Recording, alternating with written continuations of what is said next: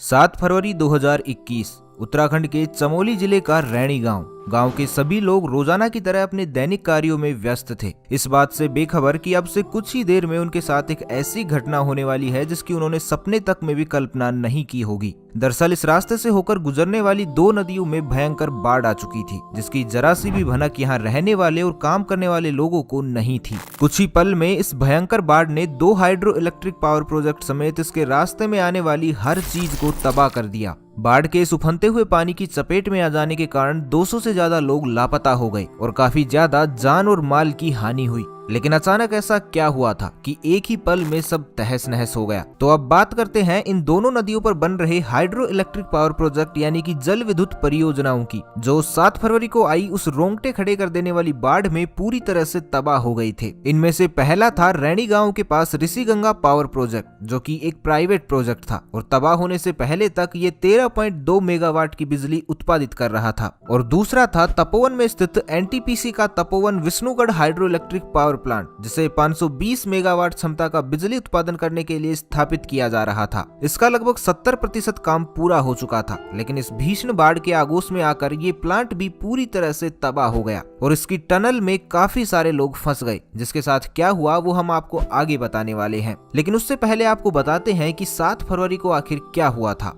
सुबह के करीबन 10 बजे रैणी गांव के लोगों को एक बड़ा धमाका सुनाई देता है, लेकिन जब तक वे इस धमाके के पीछे का कारण जान पाते उससे पहले ही ऋषिगंगा इन्हें एक बहुत ही तेज उफान और धूल मिट्टी के गुब्बार के साथ आती हुई दिखाई दी। पानी का बहाव इतना तेज था कि लोगों को संभल पाने का वक्त ही नहीं मिला और यहाँ काम करने वाले लोगों में से लगभग 20 से 25 लोग इस भीषण बाढ़ की चपेट में आकर लापता हो गए। पूरी तरह से अपने काम में मशगूल इन लोगों को पता ही नहीं था कि मौत इनके सिर पर तांडव कर रही थी और कुछ ही समय में इनका ऐसा बुरा हाल कर देगी। आपको बता दें कि रैणी में ही बीआरओ द्वारा बनाया गया जोशीमठ मलारी ब्रिज भी था, जो कि भारतीय सेना को तिब्बत बॉर्डर पर पहुंचने में मदद करता था। लेकिन बाढ़ के उस उफनते हुए पानी ने इस ब्रिज का अस्तित्व भी मिटा दिया। यहाँ से अपने अंदर बाढ़ को समाये हुए ऋषिगंगा धौली गंगा से मिली और पानी का उफान 2 गुना हो गया। इसके बाद पानी के इस रौद्र रूप के सामने जो भी आए वो या तो मौत की नींद सो गए या रोंगटे खड़े कर देने वाली उस बाढ़ के कीचड़ और मलबे में फंसकर कहीं लापता हो गई। पूरे रास्ते तांडव करते हुए धौली गंगा अब तपोवन जा पहुंची थी, लेकिन यहाँ काम कर रहे लोगों को इस बात की भनक तक भी नहीं थी कि उनकी मौत उनके इतने करीब पहुंच चुकी है। बाढ़ का ये उफनता हुआ पानी जैसे ही तपोवन पहुंचा तो इसने चारों तरफ हाहाकार मचा दिया। बाढ़ ने Tapovan hydro electric power project को पूरी तरह से तहस नहस कर दिया। अपनी जान बचाने के लिए लोग कुछ देर इधर उधर भागे भी, लेकिन अंततः वो पानी की चपेट में आकर कहीं गुम हो गई। ये मंजर इतना खौफनाक था कि यकीन मानिए अगर आप वहाँ होते तो उफनते हुए पानी के सामने अपनी जान की भीख मांगते और जिंदगी और मौत के बीच लड़ते इन लोगों को देखकर आप यकीनन रो देते। इस घटना में 200 से ज्यादा लोग लापता हो गए, जिसमें से तकरीबन 35 लोग यहाँ बनी 1.7 किलोमीटर लंबी एनटीपीसी तपोवन टनल में फंस गए, जो इस घटना के दौरान सुरंग में काम कर रहे थे। लापता हुए लोगों के बचाव के लिए तुरंत ही रिसर्च और रेस्क्यू ऑपरेशन चलाया गया और इस ऑपरेशन में आईटीबीपी, आर्मी, एनडीआरएफ और एसडीआरएफ की टीमें शामिल हुई। 7 फरवरी को इस टनल से 12 लोगों को रेस्क्यू करके बाहर निकाला गया, जिनके जिंदा होने की उम्मीद किसी को भी नहीं थी। मौत को मात देकर आए इन लोगों ने बताया कि अंदर काफी मलबा और कीचड़ हो गया था, जिसके बाद उन्हें नहीं लगता था कि वो अब कभी भी बाहर का सूरज देख पाएंगे। लेकिन वो कहते हैं ना कि जाको राखे साइया वहाँ को मार सके ना कोई, क्योंकि ये चमत्कार ही था कि वो इस भीषण बाढ़ की चपेट में आने के बाद भी जिंदा बच गई। लेकिन एक और जहां लोगों को इनके जिंदा बचने की खुशी थी, तो वहीं दूसरी ओर गम भी, क्योंकि बचाव दल ने यहां से 5 डेड बॉडीज भी बरामद की थी और लगभग 17 से 18 लोग अभी भी इस टनल में कहीं लापता थे, जो कि जिंदा थे या नहीं इस बात का किसी के पास भी कोई क्लू नहीं था। लेकिन इन लोगों को जिंदा बचाने के बाद रेस्क्यू टीम ने टनल और बाकी जगह लापता हुए लोगों को ढूंढने की स्पीड दोगुनी कर दी थी। घटना के 3 दिन बाद यानी 10 फरवरी को रेस्क्यू टीम ने यहाँ मलबे से 35 डेड बॉडीज रिकवर की, लेकिन 170 से ज्यादा लोग अभी भी लापता थे और इन्हें ढूंढने के लिए रेस्क्यू ऑपरेशन लगातार जारी था। 6 मार्च 2021 को आई एक रिपोर्ट के अकॉर्डिंग 72 डेड बॉडी और 42 लोगों के बॉडी पार्ट्स को घटना स्थल से बरामद किया गया, लेकिन 132 से ज्यादा लोगों के अभी भी लापता होने की खबर थी। ये घटना कितनी खौफनाक रही होगी इसका अंदाजा आप इस बात से ही लगा सकते हैं कि इसकी चपेट में आने वाले लोगों की बॉडी छोटे छोटे पार्ट्स में डिवाइड हो गई थी। हालांकि अब भी इस हादसे में कई लोग लापता ही बताए जा रहे हैं। रेस्क्यू एक्सपर्ट्स की माने तो शायद ही ऐसी स्थिति में लापता हुए लोग अभी तक जिंदा बचे हों। लेकिन इस सारे हादसे की शुरुआत कहां से हुई, ये जानना भी बहुत जरूरी था।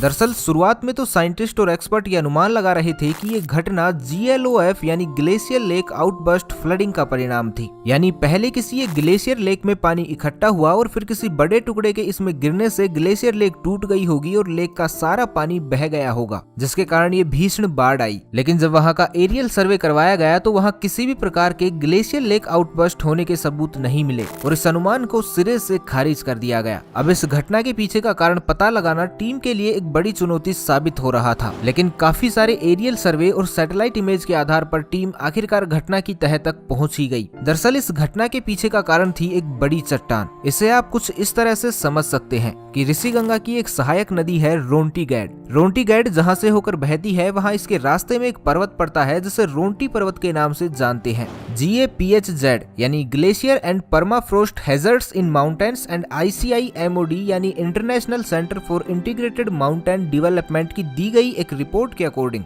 7 फरवरी 2021 को करीबन 10 से 10:30 के बीच चट्टान का एक बड़ा टुकड़ा रोंटी पर्वत से अलग होकर रोंटी गैड नदी में गिर गया था, जो कि करीबन आधे किलोमीटर लंबा था। ये टुकड़ा इतना बड़ा था कि लगभग 5600 मीटर की ऊंचाई वाले रोंटी पर्वत से गिरने के बाद इसने रोंटी गैड और आगे ऋषिगंगा में जितना भी पानी था उसे एक ही बार में आगे की ओर धकेल दिया। इस चट्टान के टुकड़े की वजह से नदी का जल स्तर अचानक बढ़ गया, जिससे ऋषिगंगा व धौलीगंगा उफान पर आ गई और सब कुछ तहस नहस कर दिया। लेकिन अब सबसे बड़ा सवाल ये था कि वो चट्टान का टुकड़ा क्यों गिरा। इसके पीछे भी कोई ना कोई कारण तो जरूर रहा होगा। वैसे तो इस मैटर पर अलग अलग एक्सपर्ट्स ने अपनी अलग अलग राय दी है, लेकिन इसमें से 2 संभावित कारण सबसे ज्यादा चर्चा में है। पहला ये कि हाइड्रो इलेक्ट्रिक पावर प्रोजेक्ट के लिए यहाँ पेड़ काटना और पत्थर तोड़ने के लिए लगातार ब्लास्ट किए जा रहे थे, जिससे जानवर और पेड़ पौधों के साथ साथ यहाँ रह रहे लोगों को भी इसका भारी नुकसान उठाना पड़ता है। साल 2019 में रैणी गांव के ही एक शख्स द्वारा दायर की गई एक याचिका के बाद हाईकोर्ट ने रैणी गांव के आसपास ब्लास्ट करने पर बैन भी लगा दिया था और सरकार को इसकी जांच के आदेश भी दिए थे। लेकिन सरकार ने इस ओर कोई ध्यान नहीं दिया और न ही जुलाई 2019 के बाद इस केस पर कोई सुनवाई हो पाई। तो क्या इस घटना के पीछे कहीं न कहीं सरकारी तंत्र की विफलता भी एक बड़ा कारण नहीं है?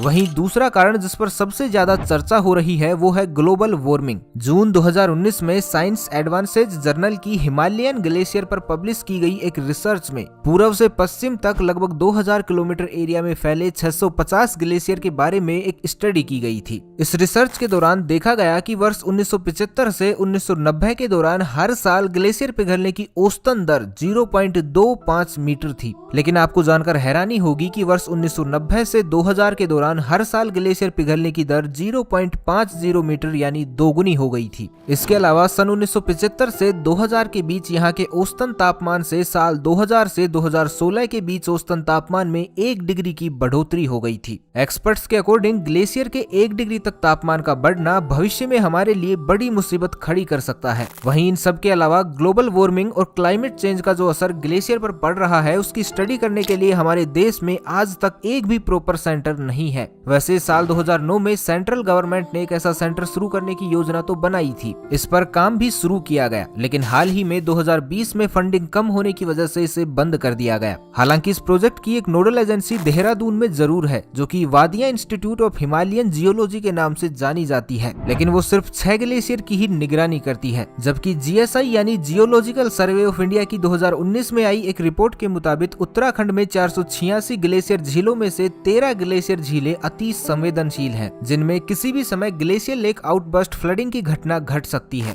संवेदनशील इलाकों में बन रहे हाइड्रो इलेक्ट्रिक पावर प्लांट, लगातार हो रहे ब्लास्ट और दोगुनी गति से पिघल रहे ग्लेशियर इस भयानक हादसे के पीछे का एक बड़ा कारण साबित हुए हैं। तो बस आज के लिए इतना ही। मिलते हैं एक नए वीडियो में, तब तक के लिए खुश रहे, मस्त रहे, हंसते रहे। भगवान करे आप सभी का दिन शुभ हो।